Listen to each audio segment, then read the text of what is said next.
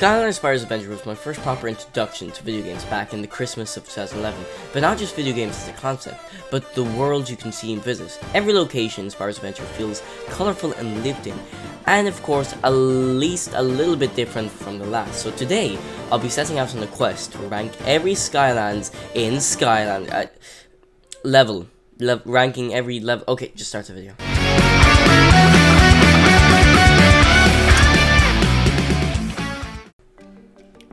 In dead last is Goo Factory. Listen, I have no problem with collecting magical green goo to save the world, but if it means committing mass genocide against the troll race, I ain't interested. I mean, the whole segment of Spyro's Adventure is literally the Skylanders destroying the trolls' only line of jobs and resources. This level involves the Skylanders finding the Mabu captain, destroying their defenses with a mega bomb. Not a regular bomb, a mega bomb. Like, the bomb is literally taller than you. And then raising flags all around the Goo Factory, all to find a jar of goo. I mean, did the Skylanders or Mabu even try to make amendments with the troll people? Anyway, sorry to get a little bit political there. It just makes you think if the Skylanders really are the good guys. This level is a little bit boring, to be frank. Despite my whole tangent there are just way more fun levels found throughout SSA. Look, I'll try to keep my political thought process out of the rest of this video. Troll Warehouse is a little too similar to the rest of the tech-based levels. It starts off with the Skylanders landing in a minefield, which I wouldn't even attempt to run across, because believe me, it will end badly. So to avoid being blown up to literal pieces, you must find a map hidden within the Troll Warehouse to navigate the minefield. Come on, there was no way that you could have landed on the other side of the field. Anyway, once you finish this level, you jump on a rocket and fly into the distance as the credits roll. Finally, time to get this brow-raising segment out of the way. Battlefield involves the Skylanders landing in a literal ongoing warfare. Jesus Christ, this level literally involves you running through trenches, blowing up buildings, and of course, the return of the mega bomb. Although the fight with the troll tank at the end is pretty awesome. I know this might be a hot take, but I'm actually not that big of a fan of Quicksilver Vault. I mean, I get the idea that it's meant to be a secret and all, but this place is quieter than the house party outro. I feel like compared to the rest of the other levels found throughout Spyro's Adventure, this level lacks a little bit of character and it's definitely a little forgettable for me. Look, I get people like this level, but whenever I play this, I just want to start a forest fire. The level feels a little too dragged out for me personally, and it has maybe my least favorite soundtrack in the entire game. But you know, one good thing has come from it. I'm now a vegan and consuming exclusively plants out of pure hatred for them. Mulligan Mine feels like too much of a precursor to the next level, that being Lava Lakes Railway. Maybe it's the fact you continuously have to push this guy around, or it doesn't feel like a fire level enough. Another pet peeve of mine is the fact that a lot of the assets are used in heroic challenges to an unholy extent. This level involves running up giant chainsaws, like the chainsaws are the size of trucks.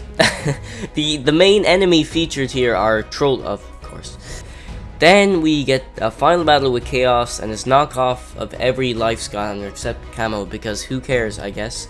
Once you brutally massacre replicas of your friends, you send to the life source. And this level isn't horrible or anything, but since the scenery feels a little too similar throughout, it becomes harder to memorize it. Despite sweet nostalgia, I can't find myself putting Shattered Island any higher. Like from an objective standpoint, it's too simple, but it's made to introduce players to the world of Skyland, so it gets a pass. I'm not sure if it was the fact that I have a dodgy Wii motion sensor, but those mech segments, especially against the other mech, were damn hard. This level is a great build-up for the final battle against Chaos. I'm not sure if it was the music choice here sounding so grand, but there was a sense of the final battle is upon you while tracing this level. The setting is a little bland after a while, but overall visually appealing. I don't know, this level just was never my favorite. This level has also somewhat drowned out all negativity with all the memories and nostalgia surrounding it. Perilous Pastures as a level, however, is a little too simple in terms of combat areas, and even exploration seems to be a little lame, but I do appreciate how it builds up the world of Skylands a little more by showing more stereotypical islands that aren't necessarily connected to a theme. But why is the life gate invisible? Like, what? Listen, I like pirates as much as the next guy, but I will admit, when it comes to pirates, Darkwater Cove delivers. However, I feel like Pirate Seas just does this concept way better, and I could also never beat this level growing up with my tree-based Skylanders, so I do have a little bit of a grudge. As a whole, Sky Schooner Docks is pretty good, especially from a visual point of view. It involves you running through an airship facility while drow ships are blasting from above. The only reason this level is halfway is because there's just a lot better levels out there. Stormy Stronghold is definitely not a bad level by any means.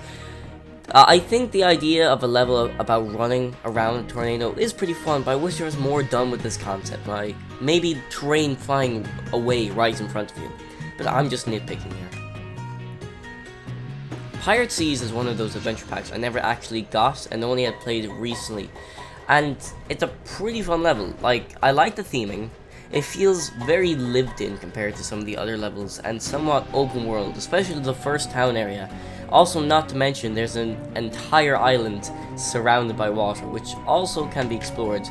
I feel the pirate card game was definitely a fun addition, obviously a precursor to Skystones, but the final ship battle is a little underwhelming. This level is definitely a very well designed level. I love the idea of exploring a never before seen world of fire and crimson, and there's a very weird build up of atmosphere found throughout exploring the mines. Maybe it's because of that one cutscene with Glumshanks that freaked me out as a kid. Of course, you then battle Chaos's fire minions at the end. Oh look, sunburn. Enjoy the attention while you can, man. The lair of chaos obviously can't be any lower than 11. The final battle with chaos is incredibly difficult, and the level build up to this battle is quite rewarding. It involves running through giant pillars that are trying to kill you, and of course the game's most powerful enemies found throughout.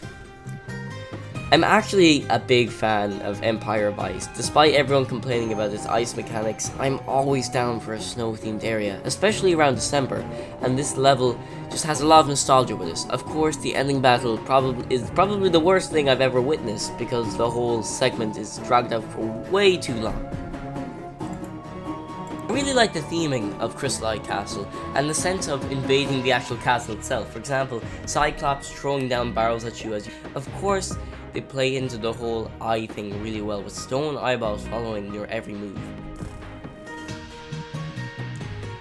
I love the undead levels, and Crawling Catacombs is one of them. Being themed all around spiders, I like how creative this level gets, and it feels like you're exploring a nest of spiders, and everywhere you go, something could attack you, and here it's done to perfection. To be honest, I really like how colourful and creative Leviathan Lagoon is. Of course, it takes great advantage of the swimming or flying over water mechanic. Of course, if you spend too long over water, you can literally be eaten by a giant Leviathan. Oil Spill Island is a great example of more fantastic world building found in the Skylander games. It involves you saving fish people who have been captured. I also like how everything in this level is a little bit off. The water is a disgusting green, and the land you trace is a mix of dark and light greys. Of course, the ending where you blow up the island is pretty fun. Stone Town is just one of those levels that is fun to explore and come back to, mainly because of how bright and colourful it is. The enemy diversity is always welcome, and overall it's just a blast for a quick run through. The final boss, the Stone Golem, is definitely a highlight as well. The theming of this level is just fantastic. It feels like exploring a labyrinth filled with zombies, and I mean, anything with zombies is pretty cool. So bonus points. And I like how the stereotypical horror type enemies found throughout, but with that Skylanders twist, like spell punks can interact with the rhubarb to make them huge and a lot stronger. Dragon's Peak. This level feels as if it's from another universe. Just the amount of characters found throughout, and I really like how that adds so much more character to the level itself. As I mentioned before, I really like undead levels, and here is no exception, but I feel like this one is definitely the best. I like how starting outside the citadel in itself provides a lot of... start again. As I mentioned before, I really like the undead levels, and here is no exception, but I feel this one is definitely the best. I like how starting outside the citadel itself provides a lot of scenery and atmosphere, like Renfield arriving outside the lair of Dracula for the first time. I like how there's also secret ways into the citadel itself, like a water tunnel of some sort. And the introduction of the Shadow Knight is just awesome.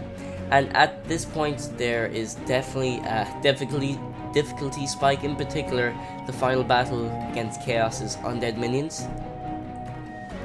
I have too many nostalgic memories with the Darklight Crypt expansion pack not to put it in the first place. I remember playing this level on a Friday afternoon and checking out all the items that came with it, and no surprise that supernatural and horror themed levels are kinda my thing.